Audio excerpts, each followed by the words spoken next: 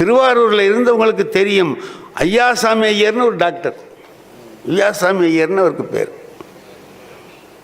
நீங்கள் பார்த்துருக்கீங்கள? தெரியும். நான் யாராச்சும் ஒருத்தர் சாட்சி வச்சுக்கிறது. இப்போ அவர் பார்த்துருக்கீங்கன்னா இல்லைன்னா கூட ஆமான்னு சொல்லுவார். அதான் எங்கள் ஆசிரியருக்கு மாணவருக்குள்ள ஒரு உறவு என்னன்னா அப்படிதான் இருக்கு. அந்த அவங்களுக்கு தெரியும், அவங்களுக்கு நிச்சயமாக தெரியும். அவங்க அப்படிலாம் சொல்ல மாட்டாங்க, உங்களை மாதிரி சொல்ல மாட்டாங்க. அதுதான் சொன்னார். ஐயாசாமி ஐயர் டாக்டர்னா அவர் எம்பிபிஎஸ் படித்தவர் தான், ஸ்பெஷலிஸ்டெல்லாம் கிடையாது அவர். அவன் லண்டனில் போய் வைத்தியம் பண்ணிட்டு வர்றவன் என்ன செய்வான், அவர்கிட்ட கொண்டு வந்து கேட்பான், இந்த வைத்தியம் பண்ணியிருக்கு தேவலாமான்னு பார்த்து சொல்லுங்க. லண்டனுக்கு போய் வைத்தியம் பண்ணியிருக்கான், இவர்கிட்ட கேட்பான். சொல்லுவாங்க, சரி இது கொடுத்துருக்கான், ரைட்டு, இந்த இதுதான்டா இந்த மாத்திரை தான் அந்த ஊரில் அப்படி போட்டிருக்கான், சரி இது கொடுத்துருக்கானா சேர்த்து பாரு, அதையும் சேர்த்துக்க, இந்த மருந்தில் இன்னது சைடு எஃபெக்ட் உண்டு, அதை தீக்கிறதுக்கு இந்த மருந்து கொடுக்கணும், இதையும் சேர்த்துக்க போடு, நல்லதாக செஞ்சுருக்கான் போ அப்படின்னு சொல்லி ஒரு பக்குவமாக சொல்லுவார். ஒரு நாள் என்ன பண்ணால், ஒருத்தன் அவங்க அப்பாவை வளர்த்துருந்துருக்கான். அவங்க அப்பாவுக்கு வயசானவர், கிழவனார். வைத்தியம் பார்த்தார், அவர் பார்த்தார், டெஸ்ட் பண்ணி பார்த்தார். பார்த்துட்டு சொன்னார், ரொம்ப மெனக்கிடாத, வீட்டுக்கு அழைச்சிட்டு போய்டு, எதுவும் கேட்டார்னா கொடு, ரொம்ப வைத்தியம் பண்ண வேண்டாம், செலவு பண்ணிகிட்ருக்காதேன்னார். என்ன அது முடிய போகிறவருக்கு எங்கடா வீண் செலவு பண்ணுறேங்கிற மாதிரி சொல்கிறார். என்ன டாக்டர் இப்படி சொல்கிறீங்க? அவ்வளோதான்டா உனக்கு அப்பா, அவ்வளோதான். தஞ்சாவூர்லன்னா கொண்டு காட்டவான்னா, உன்னால் முடியலன்னா சொல்லி நான் தஞ்சாவூர்லன்னா கொண்டு காட்டுட்டுமான்னா. அதுக்கு டாக்டர் சொன்னார், கொரடாச்சேரி வரைக்கும் தாங்குன்னார்.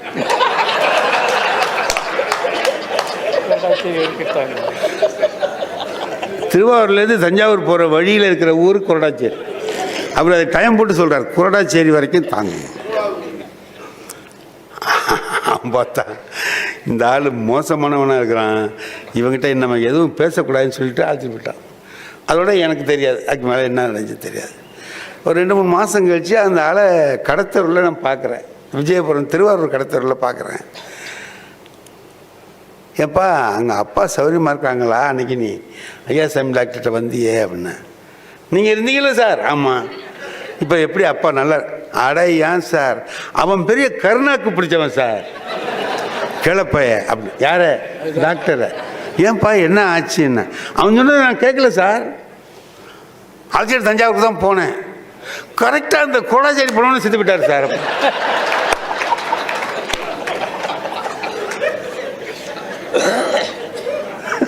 வாங்க வாங்க, உங்களை பற்றி முதலே சொன்னேன்.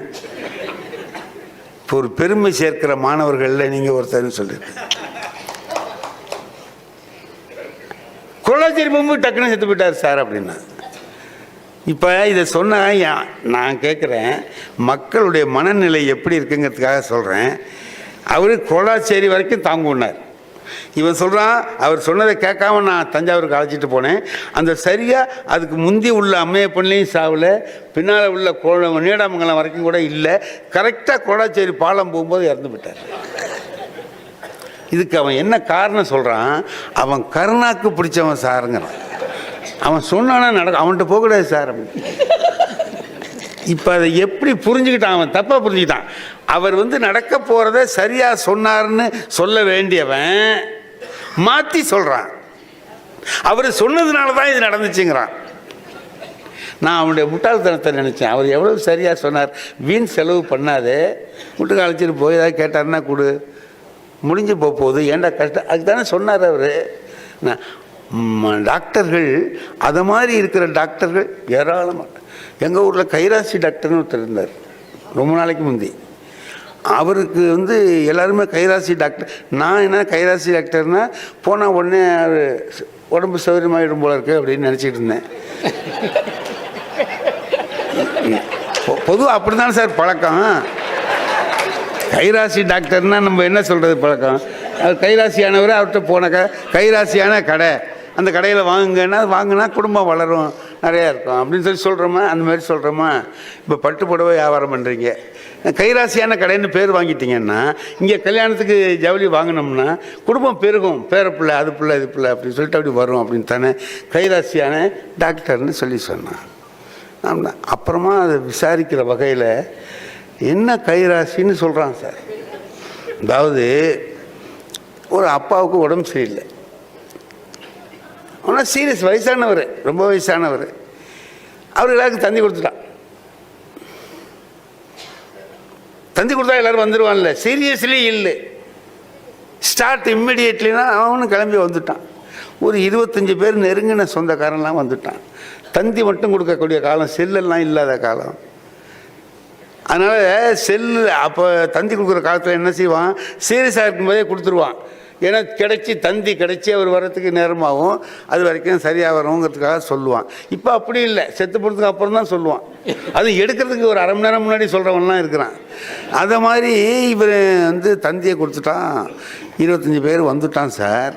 வந்தால் இவர் போக மாட்டேங்கிறார்.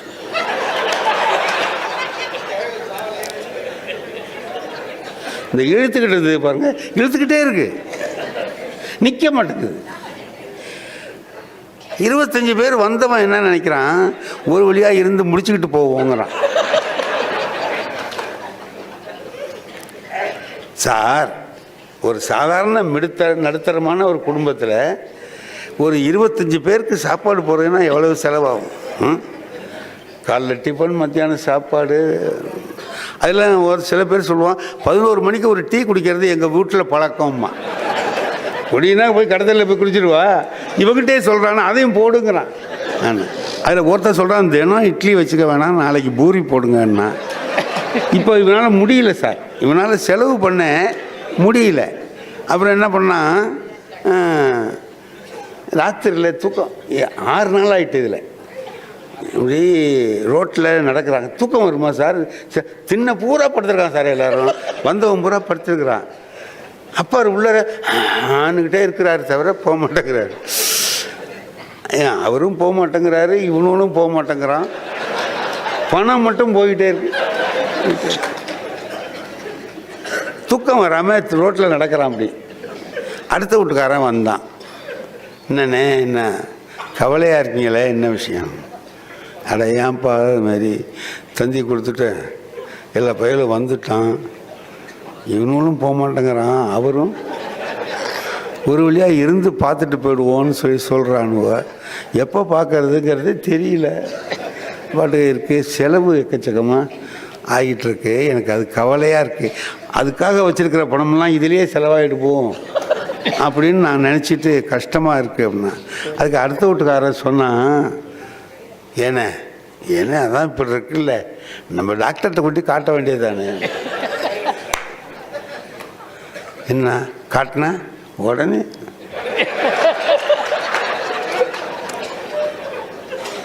எப்போ காட்டுறீங்களோ அப்போ. அப்படியா? 100 ரூபா செலவு பண்ணேன், 100 ரூபா ஒரு ஸ்ட்ரெச்சரில் வச்சு கொண்டு போனீங்கன்னா அடுத்த தெருவு தானே. நீங்கள் நாளைக்கு செலவை பார்க்காம நான் கெடுத்த கேடாக இருக்கட்டும், நீங்கள் போயிட்டு வாங்க அப்படின்னு கொண்டு போனான் சார். கொண்டு போனால் பார்த்தாரு. என்னன்னார், அது ஒரு 6 நாளாக இப்படியே போய் வந்துக்கிட்டு இருக்கு, நிற்க மாட்டேங்குது. நான் ரொம்ப பேருக்கு தந்தியை வேற கொடுத்து துவச்சிட்டேன் சார், வீட்டில் வந்துருக்கானுவ, போக மாட்டேங்கிறான், இவரும் போக மாட்டேங்கிறாரு. அப்புறம் எங்கள் அடுத்த வீட்டுக்காரரு கொஞ்சம் ஞாபகப்படுத்தினார், உங்கள்கிட்ட போனேன், நீங்கள் அதுக்கு ஏற்பாடு பண்ணுவீங்கன்னு சொல்லி சொன்னார். அதுக்கு அந்த டாக்டர் சொல்கிறான், அறிவு இருக்கா உங்களுக்குலாம்? 6 நாளாக இருந்திருக்கியே, முட்டாள நீ, அன்றைக்கே கொண்டாட வேண்டியது தானே அப்படின்னு. சார் தெரியாமல் போயிடுச்சு சார், தெரியாமல் போயிடுச்சு சார். 6 நாளாக வீண் செலவு சார், கச்சிக்கணும். வர்றவன்லாம் பூரி கேட்குறான், ஒருத்தன் 11 மணிக்கு ஒரு டீ போடுங்கிறான். நான் என்ன பண்ணுறேன்னு தெரியும், நான் ரொம்ப பாட்டு போடுறேன் சார். நான் அதுக்கு அவர் சொன்னா, அந்த தெரியல, அதெல்லாம் தெரியுது இல்லை, உடனே என்கிட்ட இப்போ அவர் சொன்னவனு தான் தெரிஞ்சதுங்க. ஒரு மாத்திரை கிடையாது, ஒரு ஊசி கிடையாது, ஒன்றும் கிடையாது சார். அப்படி கொண்டாக்க அப்படின்னு அது தொட்டான்ல தூக்கிட்டு போன்ட்டான்.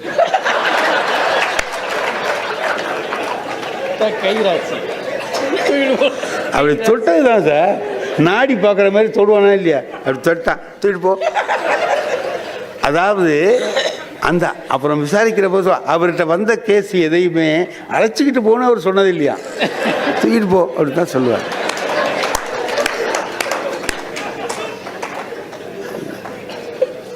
அவர் கொண்டு போனால் முடிஞ்சு போச்சு, வந்துட்டார். அப்புறம் அவர் தான் சொன்னார் இந்த மாதிரி. நான் ஒரு நாள் சென்னைக்கு வந்துட்டு திருவாரூருக்கு போகிறேன். இந்த டாக்டரும் வந்திருப்பார் போல, எனக்கு தெரியாது.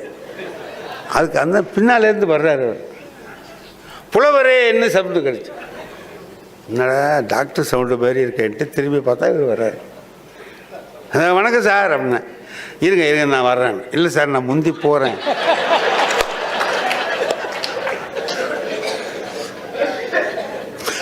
இருங்க. இல்லை சார் நான் கொஞ்சம் அவசரமாக வீட்டுக்கு போகணும். எப்படி போவீங்க அப்படின்னா, நான் ஒரு ஆட்டோ ஓட்ட பிடிச்சிட்டு போயிடுவேன் சார். நீங்கள் அதை பற்றி நீங்கள் ஒன்றும் கவலைப்பட வேண்டாம் அப்படின்னு. நம்ம வண்டி வந்துருக்குல்ல, கார் வந்திருக்கு, நான் அதில் கொண்டு உங்களை வீட்டில் விட்டுட்டு போகிறேன் அப்படின்னா.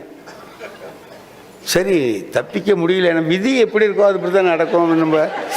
நம்ம அவர் கண்ணில் பட வேண்டாம்னு நினைக்கிறோம், அவர் நம்மளை விடமாட்டேங்கிறார் அப்படின்ட்டு சரின்னு நின்றுட்டேன். டிரைவரை பின்னால் உட்காருன்னுட்டு அவர் ஓட்டுறாரு காரை, என்னை பக்கத்தில் உட்கார வச்சுருந்தார் சார். போகிற வழியில் கடத்தெருவு தாண்டி போகிறோம், விடிய கால நேரமில்ல, அதுக்குள்ளங்காட்டி எவனும் செத்து போனோடனே தூக்கிட்டு வரான், டெட் பாடி எடுத்துகிட்டு வர்றான். இவர் ஓரமாக நிறுத்திட்டு என்கிட்ட கேட்குறாரு, நான் ஊரில் இல்லாத போது இது எப்படி நடந்ததுன்னு கேட்குறேன்.